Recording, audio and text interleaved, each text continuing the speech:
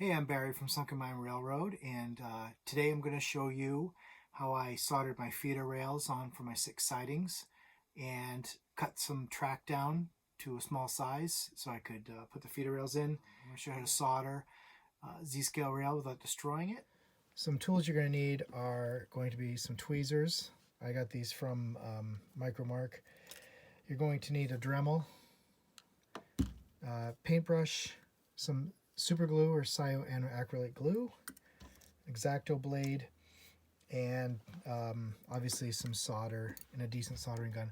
I got this from Radio Shack. It's a digital soldering station, and it works really well because you can see the temperature you want, you can adjust it, and the soldering tip itself is a pinpoint soldering tip, so it's really does precise solders. So looking at the track, I've already done the work and it took me a few hours to do this, so I'm just going to do one, but you can barely see the feeders, which are the positive rail on each one, and they're already installed. And then this guy, which you can't see, but over here, there it is right there. So this is the siding, and this is the bumper stop, a new one, and it completely hides the short piece of rail as well as the wire running through the track, running through the layout. So it's really successful. I was mentioning in an earlier video before that I put phenolic breakers in all the positive rails on all the sidings. So using the controls in the future, I can control each siding, park a locomotive, shut it off. So here's a piece of short rail that I've already cut and started with. I'm going to put it in the tweezers. And for all intents and purposes, this is the positive rail right here. And then what I'm going to do is I've got some flux right here. So here's some rosin soldering flux, and this is actually a pre-treater for the metal. It's a little bit of a caustic solution, and you're going to want to clean it off the track afterwards. So I'm going to put just a dab of it on the rail joiner. I looked at potentially soldering it underneath, and it just got in the way of installing the track. So I put a piece of it there, and I've got some Märklin Z-scale wire right here, which is going to be the feeder wire for the positive rail. And I'm going to trim a piece of that off. You really only need it to be about 2 millimeters long. You don't need a huge piece of wire. So here's the wire right here. Hopefully you can see that. There we go. And then my soldering gun is heated up. And what I'm going to do is I am going to tin the wire and get the solder on the wire so it's ready to go.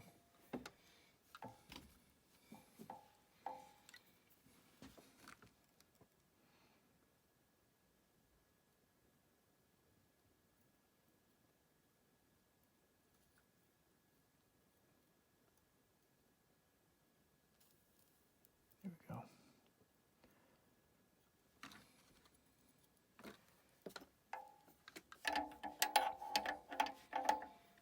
So now the rail has solder on it. And one of the tools I forgot to mention that I love is, my wife bought this for me last year. It's a Carson Pro Deluxe LED Deluxe visor light. And one of the things I like about it is I have a cheaper version of this, but it has different lenses. And for Z-scale, if you don't have something like this, it's really hard to work on it. I know it looks goofy, but this one's got a light on it, and it really helps when you're working at the scale that we're going to be working at. So the next step is going to be to solder this on the track. So I'm going to do that.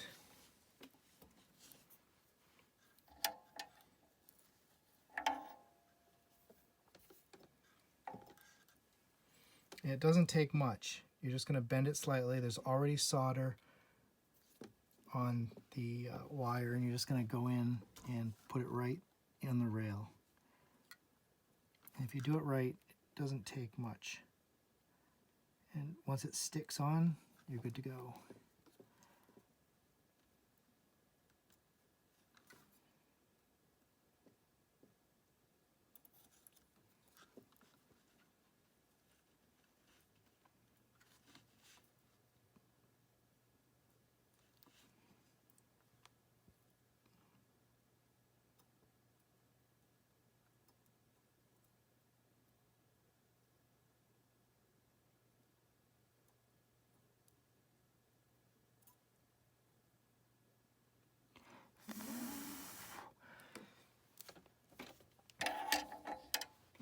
So you'll know you have a good connection when you can see that there's a good mechanical connection. You can't pull the wire off. And then I'm going to bend the wire down so you can't see it. So that's the first step, is to actually get the wire on like that. And now I've got my feeder rail here that's going to go on the back end of the track. And the other thing you want to do is just test it to make sure it still snaps in, because if you were to get solder in the rail part, and you can see that's your entire rail feeder right there. So this is ready to go. And the next thing that I needed to do was to cut the rail. And the space that I needed for this really was only 3 ties deep. So based on the size that I'm looking at, I really only wanted the track to be about a little bit longer than this third rail. So it's about a centimeter long. And one of the things I noticed, that if you cut the rail too fast, it melts the plastic underneath, and then it sort of falls apart. So one of the things that I did to prep first is to put a piece of some super glue on the bottom of the track to lock the rail in. And I've got a piece that I've prepped here, but I'm going to put some super glue on this and let it dry, because the rail, you can see, once it gets short, it just slips in and out like that, and it makes it really, really hard to cut it without destroying it. So that's really the trick. I probably cut 10 different pieces of, not 10 pieces, but I probably made 10 cuts before I figured out something that I could do that wouldn't destroy the track itself. One of the things to note is that when it starts to get very short like this, there isn't joiners on every piece, on every tie. So where it snaps in, there isn't, a piece of plastic holding it. You can see this here and here and here, but there isn't plastic here, because otherwise the joiner wouldn't be able to go underneath the plastic. So this guy has plastic holding it on, and the joiner, and then you can see the different joiners. So once you get below, 4, the track starts to get loose. So when you put the super glue on, make sure that the rail is where you want it. Super glue dries pretty quickly, especially if you sort of give it a little bit of a puff of air. It dries pretty quickly. So the next step is to cut the track.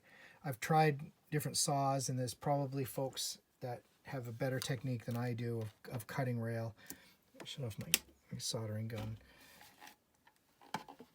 But this worked for me, and I was able to do 6 pieces this way. And this is a diamond cutting bit. I got this at Harbor Freight, and it was cheap, and it works. Okay, now I'm going to make the cut, and you have to go kind of slow, otherwise you will melt the plastic underneath.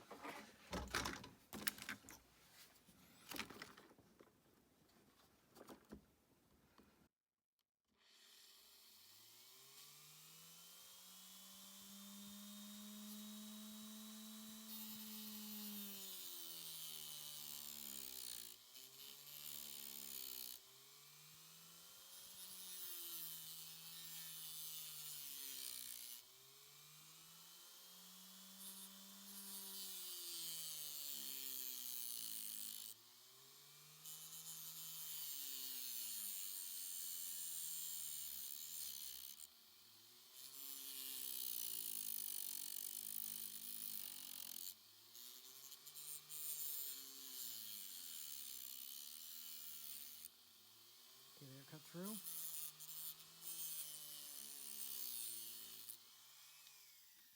And that was it. And then you want to cut through the plastic with an X-Acto blade.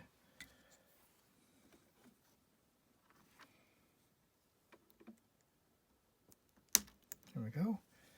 So there's my feeder rail. And that one came out pretty good. And then the other thing I did was I just sort of finished the end of it. Make it nice and smooth on the end.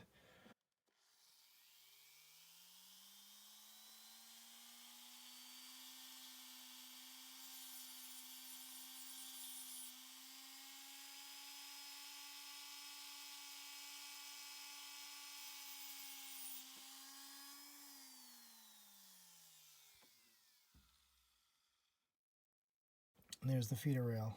So it's ready. Even if I had another siding, I'd have another piece ready to go. All right, so the next thing that I did was I drilled a hole, a 1/16 of an inch hole in the layout, right where I wanted the red wire to go. And then I fed it through the track.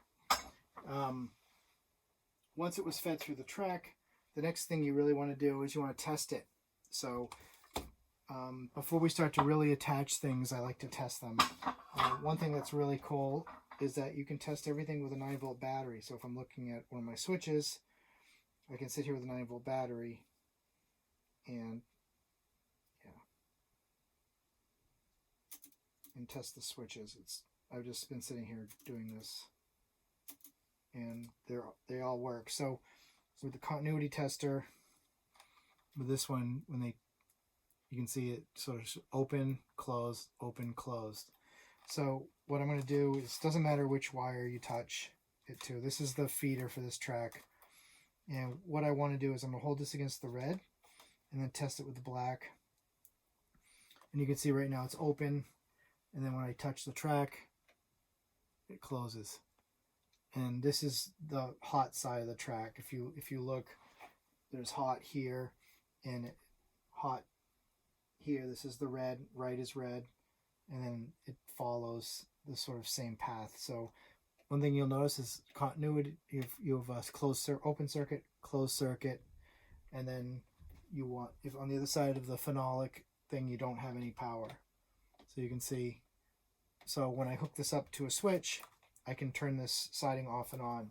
So I want to test all of them, which, find the other one.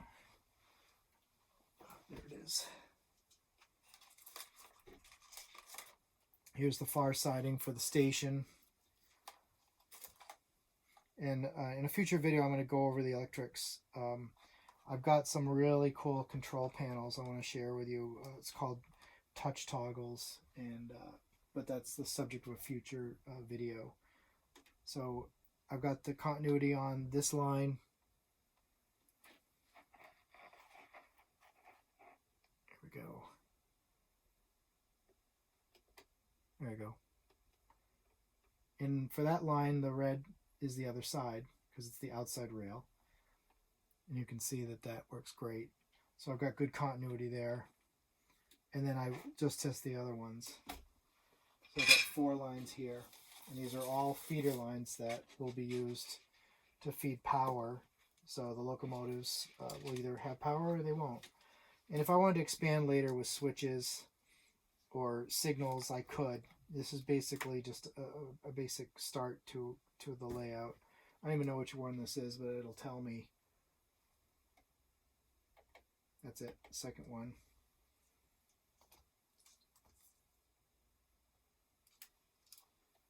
Third one.